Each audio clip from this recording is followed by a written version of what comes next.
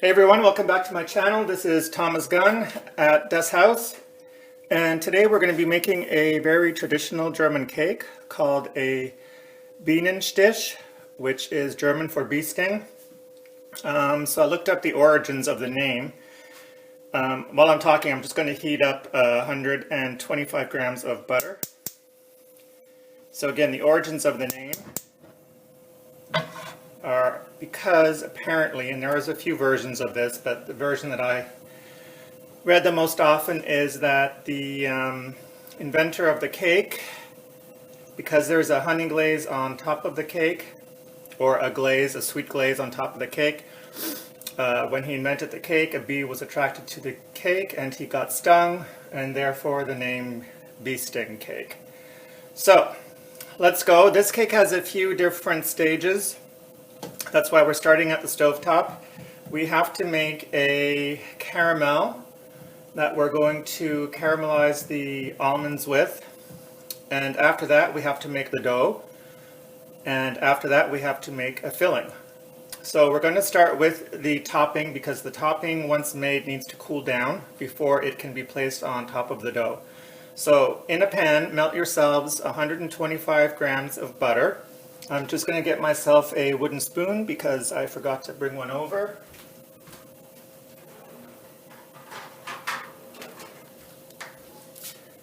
Alright, so we're going to melt this down. Obviously, if your butter is already at room temperature, it'll go a lot quicker, which mine was. But incidentally, this is unsalted butter.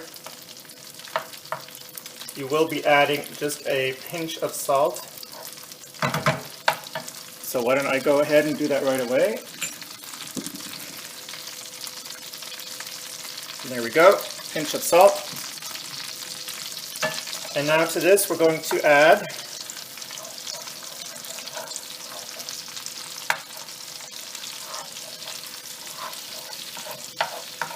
.200 grams of sugar.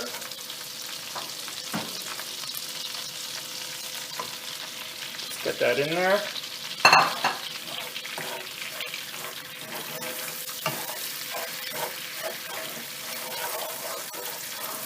And you don't necessarily want to get this brown like a caramel. You do want to get the sugar melted.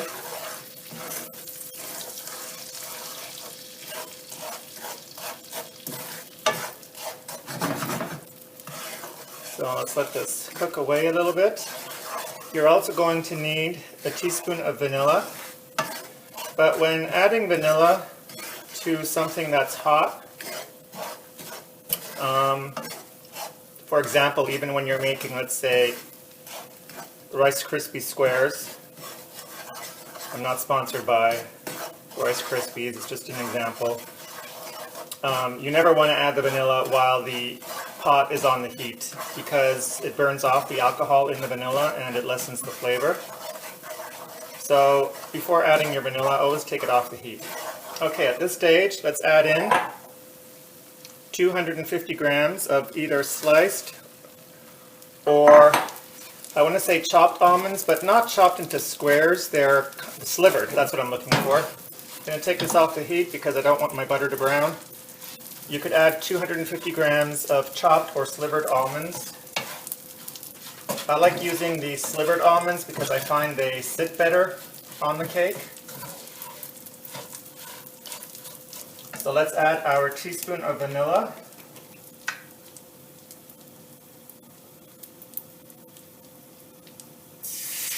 There we go.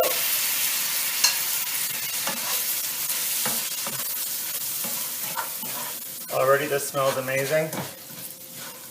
What's not to like? Sugar, nuts, and vanilla.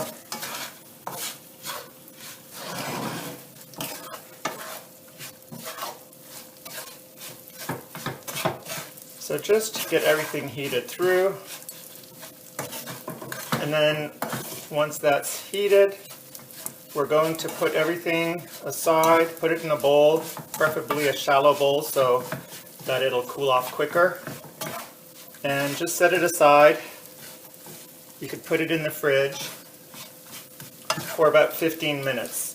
And in those 15 minutes, we're going to put the batter together for the cake.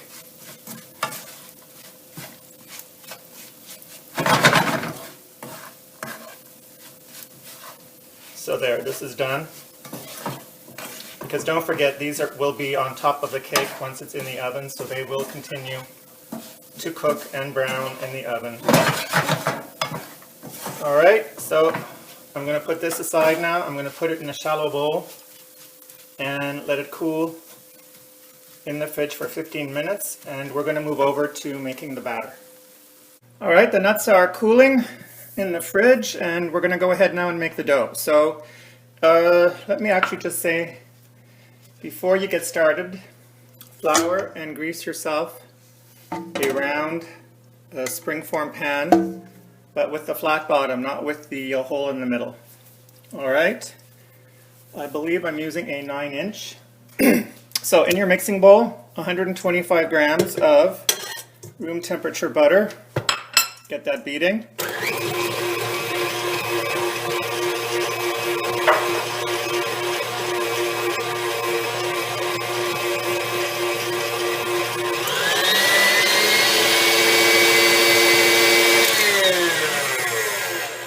To this now we're going to add 125 grams of sugar.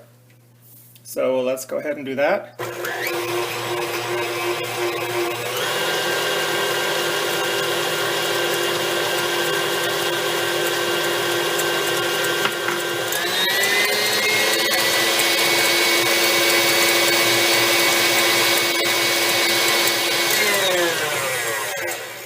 I just want to scrape the bottom of my bowl because the butter seems to get stuck there. Scrape that down. I haven't added all the sugar yet, so if you see me now add more sugar, it's not because I've changed the amount. I'm just going to add the rest of the 125 grams.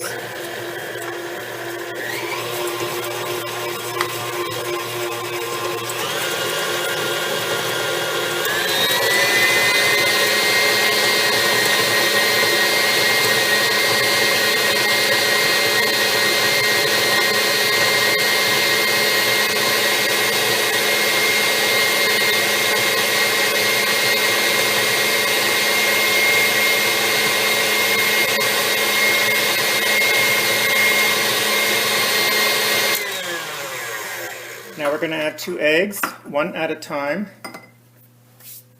And incidentally, if you have not already, please preheat your oven to 350 degrees and get yourself a rack placed in the middle of your oven. So now for the 2 eggs.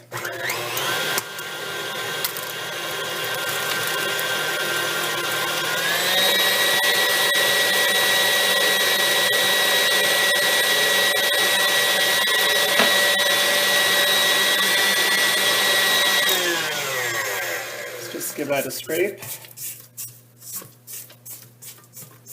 and then we're going to add the second egg.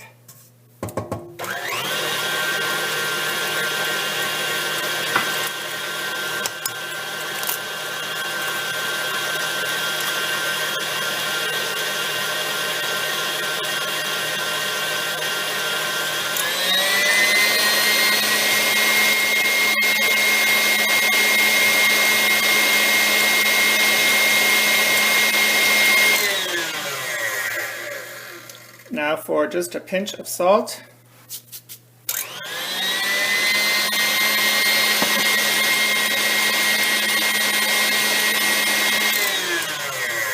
And now we're going to alternate adding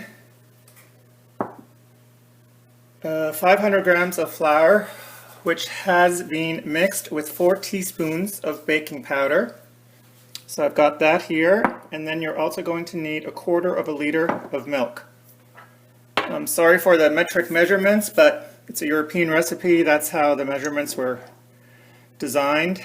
And you can always buy yourself, like here, for instance, I'll show you. I've got this measuring cup. See, and it's got all the European measurements on the side for liquids, for flour, for sugar, for all different ingredients. So you can find those pretty readily in most kitchen supply stores, maybe even at big box stores. Alright, so let's add some of the flour and baking powder mixture. Just pour a bit of that in. This is going to be a thick dough, incidentally. So we'll do this on low just so that the flour doesn't go everywhere.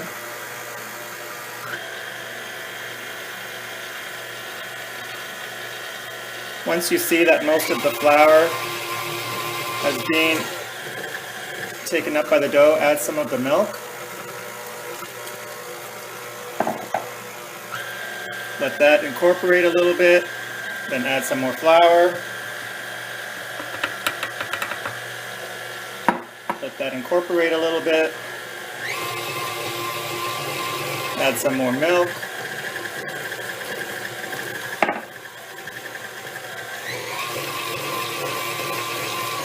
Add some more flour.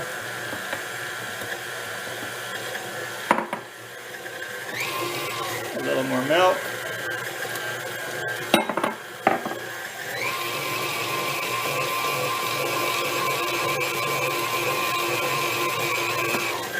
The rest of the flour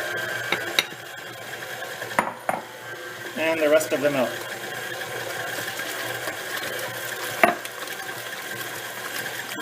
And that's it for the dough. So let's just get this well incorporated.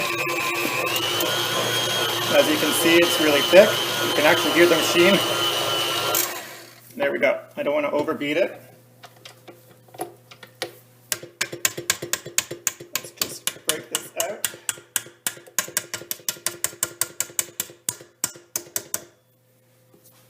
And then I'm just going to give it a quick rough stir with my spatula so that I make sure all the ingredients, that I don't have a clump of butter sitting on the bottom or a clump of flour.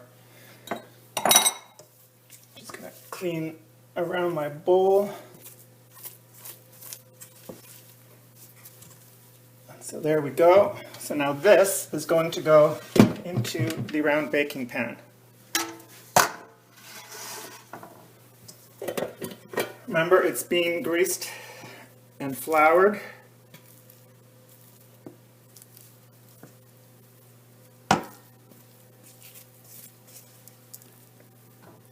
Let's just drop that in.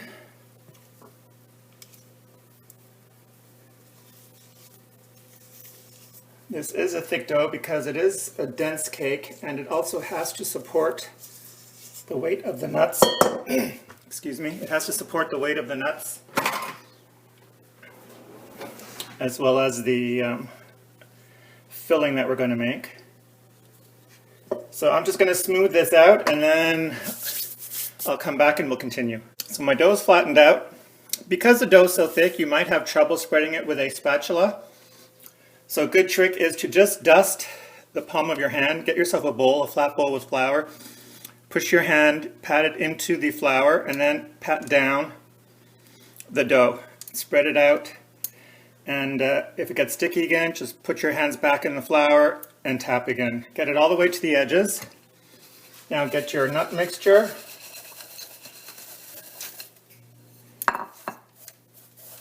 Spread it all around.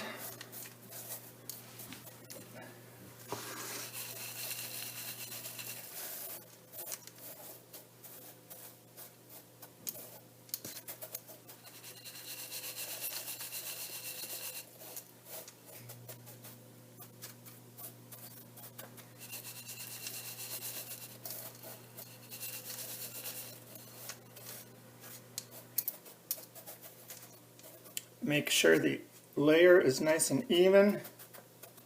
And this is a bit of a tricky cake to assemble. I'm just warning you. You will probably lose some of these nuts. I usually do. That actually looks like it's enough nuts. I'm just going to hold a little bit back. I mean, really, I'm not holding much back. But. So this goes in the oven, 350 degrees, middle rack. Let me just do that. I don't know exactly how long it'll take. You want the nuts on top to be golden brown, but because every oven is different, I'm going to wait until mine is done to give you the actual time that it's sat in my oven. So once that's done, I'll pull it out And then in the meantime we can make the filling. Here we are back at the stove top to make the filling. I will make the filling the traditional way, but there is also a shortcut way to make the filling. I know many of you traditionalists, because I've been hearing from you regarding certain ingredients. I will do it the traditional way. It's a little more involved, but it's basically like making a pastry cream. The quick way, which incidentally, for any naysayers out there, was sent to me by a relative in Germany, and I mean everybody around the world does try to make their lives easier, so keep that in mind, please. So let's go ahead. You will need a 1/4 liter of milk, whole milk, 2%. Get that going in a pot. Traditionally, obviously, you would do this in stages. But nowadays, it's been found that when making a pastry cream, you can put everything in at once and it will thicken just the same.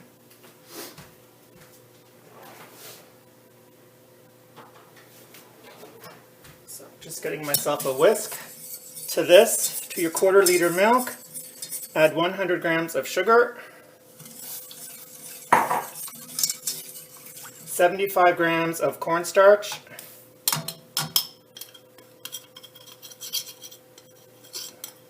and it is the cornstarch which is your thickening agent.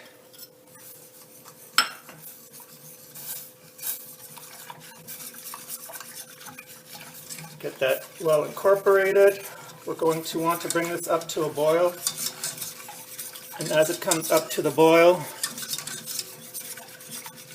it will start to thicken. So into this, we're going to add 1/2 teaspoon of almond extract.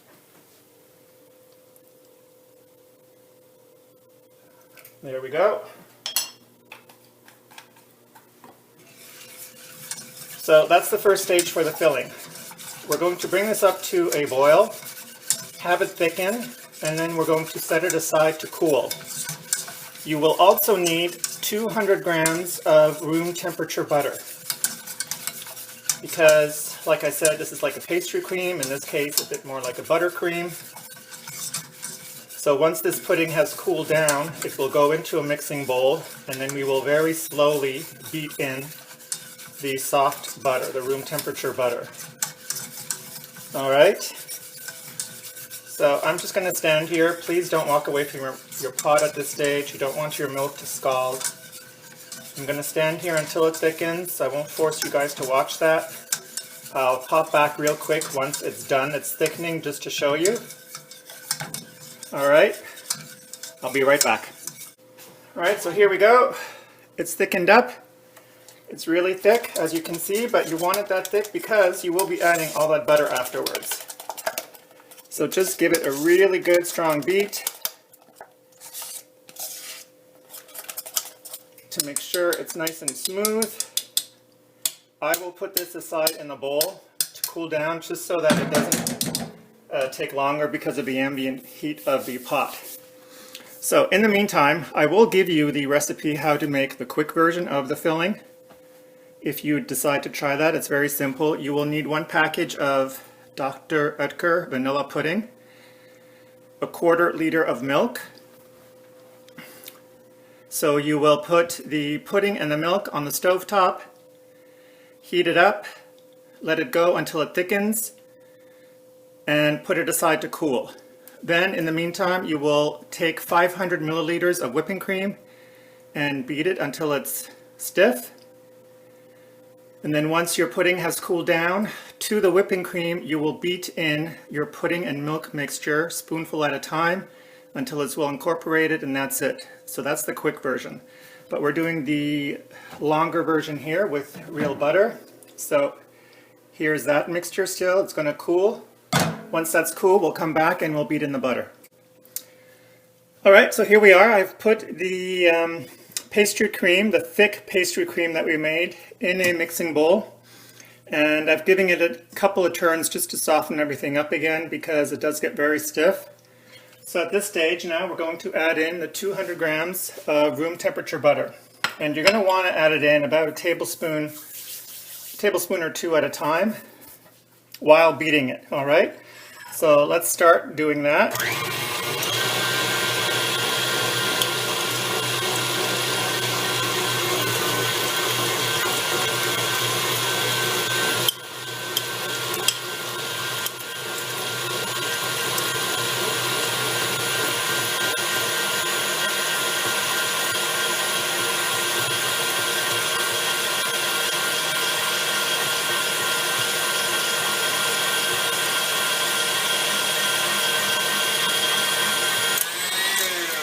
I just want to mention that at this stage, obviously, it's not going to look very nice. Don't worry about it. As you add the butter, it will get creamier.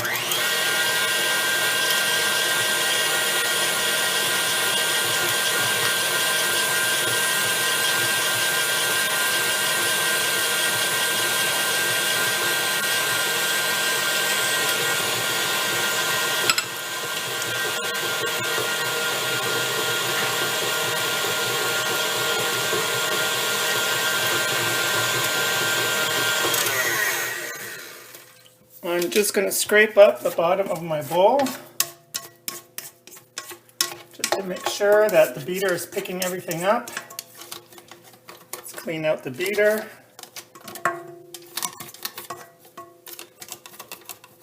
And there we go, and now we're going to continue. So you know what, I'm not going to, again, force you to watch all this because it's quite a bit of butter to go.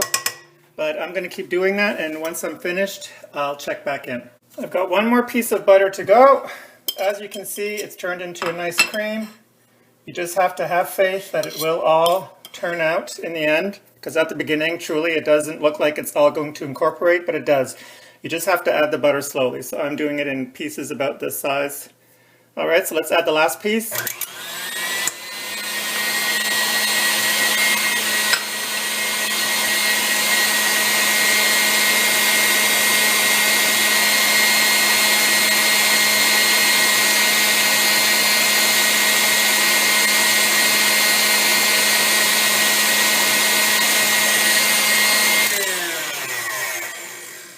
So there you go. I'm just going to show you the consistency. So as you can see, it's a nice soft, yet still thick cream because it does have to support the top layer of cake. So there we go. Just give it a stir real quick. Make sure that you don't see any chunks of butter. If you do, just keep mixing it. But there you go. So I'm going to wrap this with plastic wrap right onto the cover. You don't want, a skin to form. I'm going to put it in the fridge until I'm ready to assemble the cake. Alright, so I just pulled the cake out of the oven. So just to let you know, it was in my oven for 50 minutes. Also to let you know, after about 15 to 17 minutes, I did place a sheet of foil across the top just like that, because the nuts were almost at this stage already, so they would have been burnt by now. I did keep poking in the middle after about 40 minutes to see if it was done, because with this cake it's hard to tell by tapping. I mean, now I can, and I can tell it's quite firm. But I did poke it with a skewer, a wooden skewer, just to make sure that it was coming out clean. And as you can see, a lot of these nuts on the top, they're very loose. They will hopefully harden together once the sugar hardens and cools, but some of them will fall off, and that's okay. That's how it's supposed to be. You have to let this really cool well, because what we're going to be doing is slicing it in half this way. So this cake needs to be cooled down. I mean, do this in the morning and then let it sit for half the day. Let it cool really well. After about probably 20 minutes, you could open the side and take the side off, take the ring off, run a spatula or a very thin knife around the rim and lift off the side. That'll help it cool down that much quicker. But I'm going to let this sit for, I have other things to do today. It's early afternoon, so I'm going to let this sit probably 3 or 4 hours before I attempt cutting it, because quite frankly, for me, that's the worst part. It's a bit tricky to slice it in half and then to lift the top off, because you can't invert this cake, right? All the nuts are on the top. So you're going to need a couple of big spatulas or something to help you lift, once you've sliced it in half, the top off, put the filling in, and then lift this back on. So it's a bit tricky. But we're going to do our best. It's worth the effort in the end. Even if, you know what, it breaks a little bit or whatever, it will still taste amazing. You can always hide defects with, whipping cream or, a little bit of decoration. So once we're at that stage, I'll come back. All right, folks, here we go. So this is truly the part I hate. As you can see, I took the edge off. The cake is cool. Nuts have fallen off. That's just going to happen, so don't worry about it. So first thing we have to do is to try to lift it off the bottom of the cake pan. So I'm just going to run a knife along that edge because I want to take it off before I slice it in half. Although I can feel it releasing, so I think we'll be okay. So let me just try. There we go. Because it's a thick dough, it's fairly stable. Okay, step one, done. So I've got myself a plate. I'm going to use a pedestal plate to put it on. I just want to have that on the side. So now, as you can see, the cake goes to about here. So I want to cut that in half, the cake part. Take into account that there's nuts. Don't think that half of the whole surface is cake, because it's not. This much is nuts. So you don't want to be cutting it too shallow. I've got myself a really long knife that will go through the entire cake. You could also use a very strong but thin string and weave it through the cake like that, just sawing it back and forth. If you don't have string, if you have oh my god, what's it called? If you have floss, but make sure obviously it's not flavored, it's just plain floss, dental floss. Okay, here we go. So I'm going to move this over to the edge of my board just so that I can get my hand under there. I'm going to judge this, and now we're going to saw. Try to keep it level.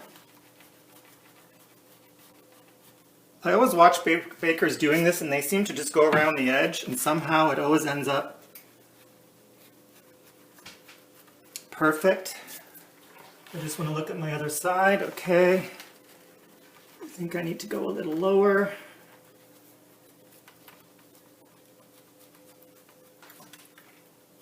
Okay.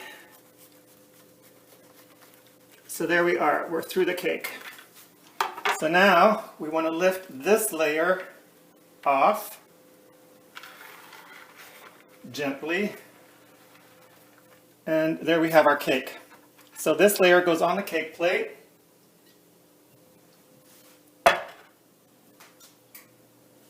It's not cut totally level, I can tell that by looking at it, so as long as I put the cake back in the exact same way I took it off, I'll be fine. So let me just walk over to the fridge quick.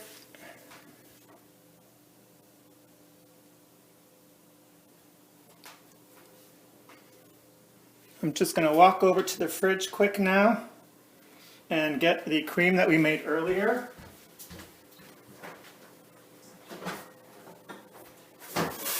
Which is wrapped, covered with plastic wrap.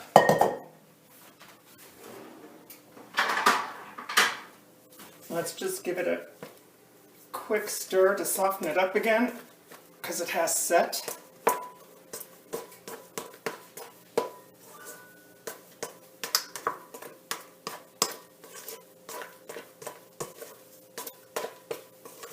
I could be putting this under the mixer, but I'm just going to mix it quick by hand. So here's that pastry cream that we made earlier. Spread that over the bottom of the cake. No, why would I be spreading it over the bottom of the cake? I mean, spread it over the first layer of the cake.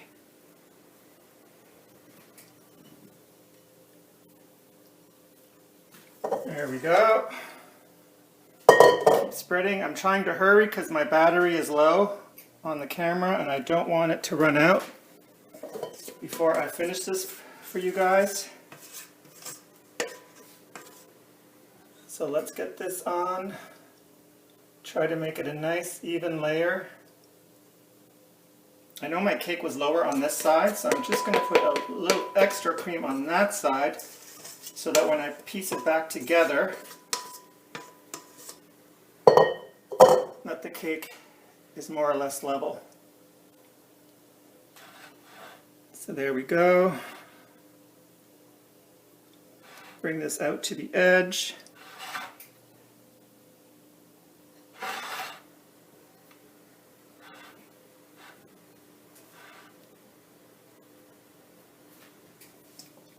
Alright, so now we're going to lift, hopefully, carefully, and in one piece, this one back on top.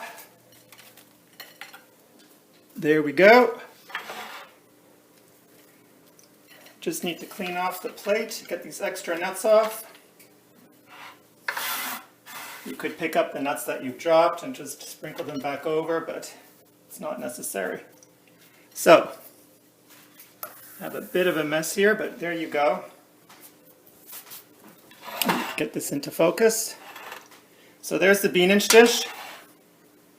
You can tell that the cream is on the inside. We've got our 2 layers. This should now set overnight. I'm going to clean off the plate, and then I'm going to put it in the fridge, let it set overnight.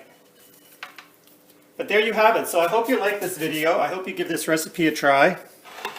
It's a little bit more involved than other recipes I've done, but it's very traditional. So like this video, subscribe, ring the bell if you want to see more videos or get notifications when I put other ones up. Incidentally, I do have other recipes online other than German recipes. You could always look those up if you like. And yeah, so there you go. Give this a try. Some whipped cream, a cup of coffee or tea, and you're good to go. Thanks for watching and have a great day.